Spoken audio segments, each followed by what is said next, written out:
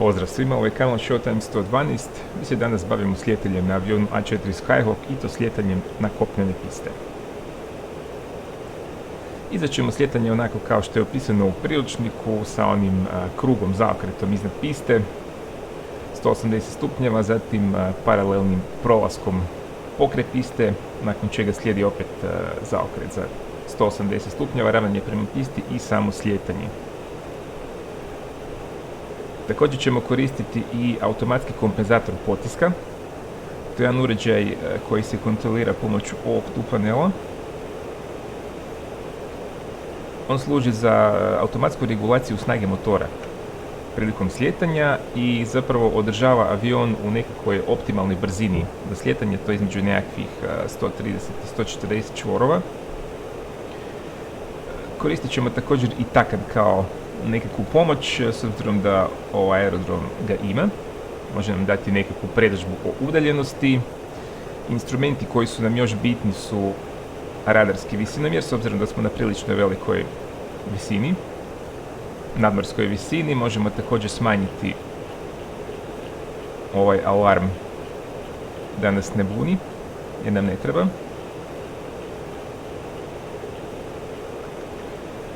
Naravno, bitan je brzinomjer, ovdje. Indikator horizontalne situacije i ovo ovdje pokazivač vertikalne brzine. Ono pokazuje da li se penjemo ili se spuštamo.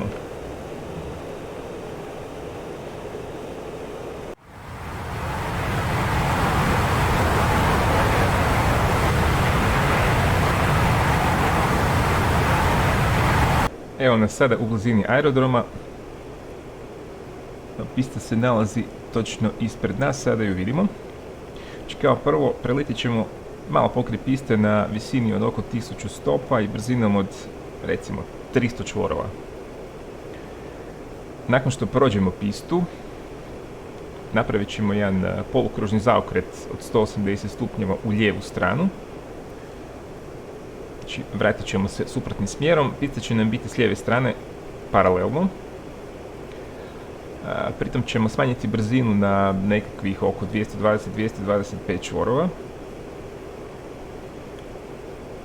I otprilike ćemo održavati podjednaku visinu, zatim izbacujemo stanji trap, izbacujemo flapsove do kraja, uključujemo spoiler s ovim prekidačem ovdje i zatim stavljamo automatski kompenzator snage u aktivni položaj. Prije toga smo ga stavili u onaj srednji položaj stand-by, pripremu.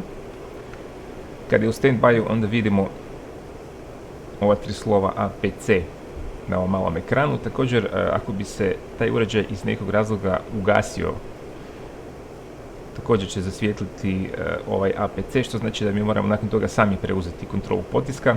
To je prilično bitno jer možemo doživjeti slom uzgona. Evo sada negdje u ovom položaju, još malo pa možemo zaokrenuti. Vidimo da smo prešli takan stanicu, igla se zarotirala i evo sada zaokrećemo.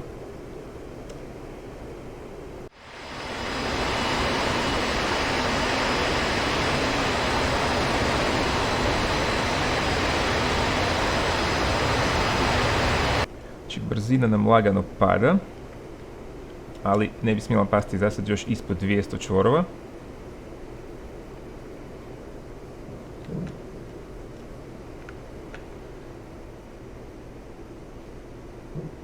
Možemo se vizualno referirati na pistu, a možemo koristiti i neke druge vizualne reference koje će nam pomoći, recimo ove ceste ovdje za koje znamo da su paralelne s pistom ili planine ili nešto slično. Evo, brzina nam je pala na oko 200 čvorova. Izbacujemo stanji trap. Kada ove tri lampice se upale, spustit ćemo flapsove do krajnjeg položaja.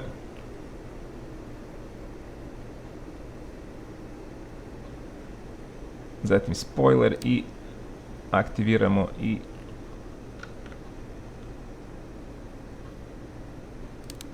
ovaj uređaj, automatski kompenzator snage. Evo ga, sada automatika preuzima upravljanje snagom motora i održavat će nas na nekakvoj idealnoj brzini.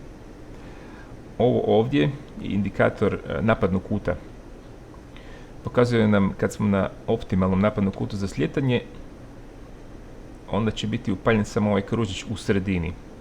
Evo sada, ako se pojavi ova strelica, to znači da nam je napadni kut malo prevelik, ako se pojavi ova donja, znači da je malo prenizak, trebamo ga podići. Dosta je teško održavati baš nekakav optimum.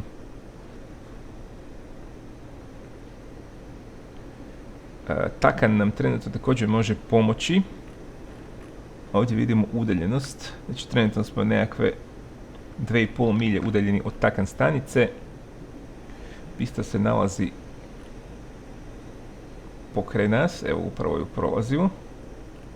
Znači kad budemo udaljeni nekakvih možda 5 do 6 milja od takan stanice, znači kad se bude pokazalo na ovom pokazivaču, onda možemo izvršiti onaj konačni zaokret, znači ponovo zaokrećemo u lijevo za 180 stupnjeva i poravnavamo se na pistu.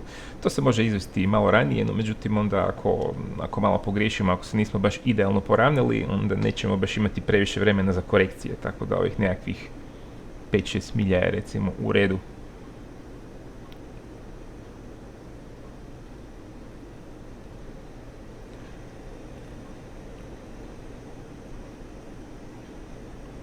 Ako pista nema takan stanicu, onda nam preostaje vizualni način.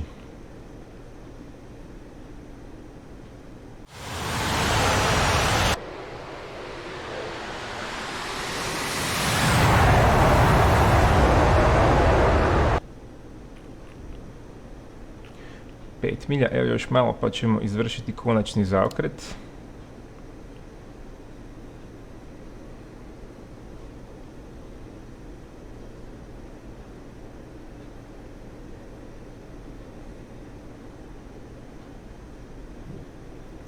Tu bi sad već visina trebala biti malo manja, znači nekakvih oko možda 500 do 600 stopa.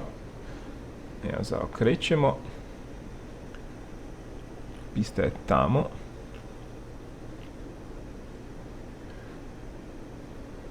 Također koristimo neke vizualne referencije ako ih znamo, recimo ove zgrade.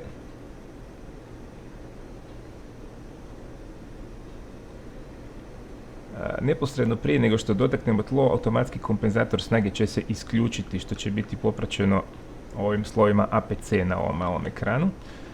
Nismo se baš savršeno izravnali, ali možemo se korigirati. Također bitno je napomenuti da A4 ima tendenciju odbijanja od piste, znači koliko god da nježno sletite, znači bitno je da ova igla bude što je bliže nuli, malo ispod nule prilikom dodirivanja tla. Koliko god da nježno sletite, on će se nekako odbiti od tla. Jedino rješenje koje sam ja našao je da u trenutku dodirivanja tla jednostavno odgurnem palicu od sebe.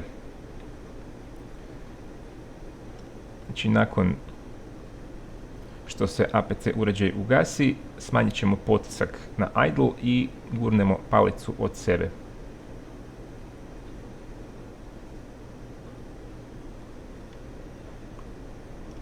Evo, nastojimo održavati otprilike ovaj optimalni kut, malo još korigiramo putanju ako je potrebno.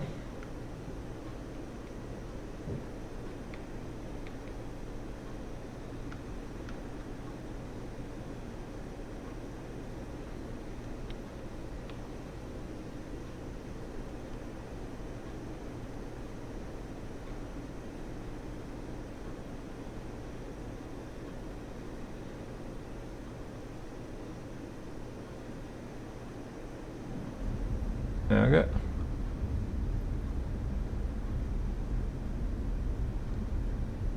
To je to, nos prema dolje.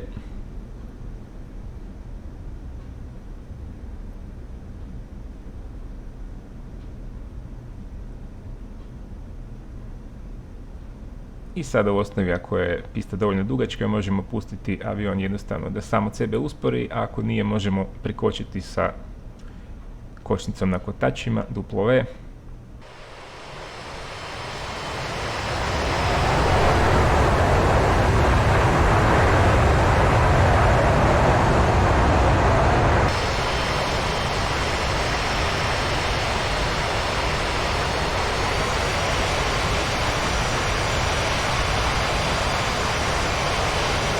Naravno, preporučujem vam čak i ako ste iskusni u DCS-u da svejedno malo prakticirate slijetanje, jer svaki avion ima nekakve svoje fore i mušice koje je potrebno uvježbati. Ako vam se video svidio, ako je bio koristan, znate što treba, kliknite na gumb like, to je vrlo bitno za kanal. Pretplatite se ako još niste i nastavite nas pratiti. Pozdrav svima!